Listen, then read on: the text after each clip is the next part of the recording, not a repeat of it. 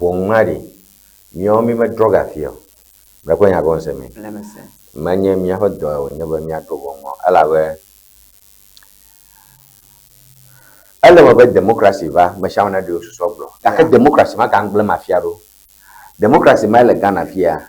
Ye va na be fia fio va get the parliament. Fia fio wo sell. Can if fia fio yi the parliament. No ma menye parliamentarian. Akona yo ke tuge na la. E gai ka mo ba biago. E gai ka daga na la vu ka fia ka parliament. Ka sha go ma ko e so fififi. Menya fififi ya ke ma blufu na e gbo me mi lolo. Ka susu la dan playe. Ike ne me fimbo wana na question na. Ne me fima na question na. Amo o to mo yo ka ba zu parliamentarian so. Ije fia fia wo se. Leke esema wo gafia wo do. Enya go se me. Cha le me de ko mo ro ko nyina ka. Nenye ko mi ko fia ina na la pada wo ngbegbon obi ona ba menye yo. Okubo ka mi yaka. Ni po ala gbada fo. Aka ko ni go la ko. Bobo le gafi fi lai.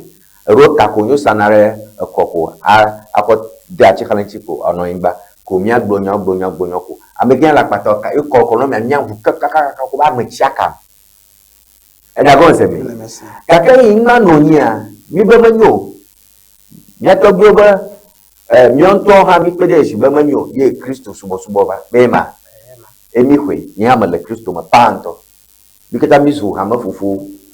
Gakia gbogbo ba amra mo le pupiji ala pada. Ya go se mi le pupiji kra ala pada. Amoke hajim o worship leaders so wo ke ka ba do na pioto that's on a street. Ni ke ba jima gbanyen.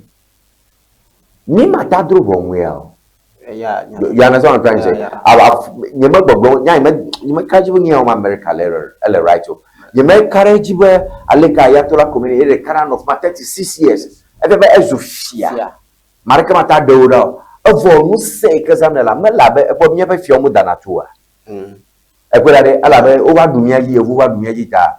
President alo president eleji. Efia le tekpo fia le ke me de na gbegbono datu. Akele ya gbo prime minister le te ya leji. Tanya ya degbego atudi ta enwa le complex number 2 mi me le irano ta ke ni gbrom America la ye ma jomemi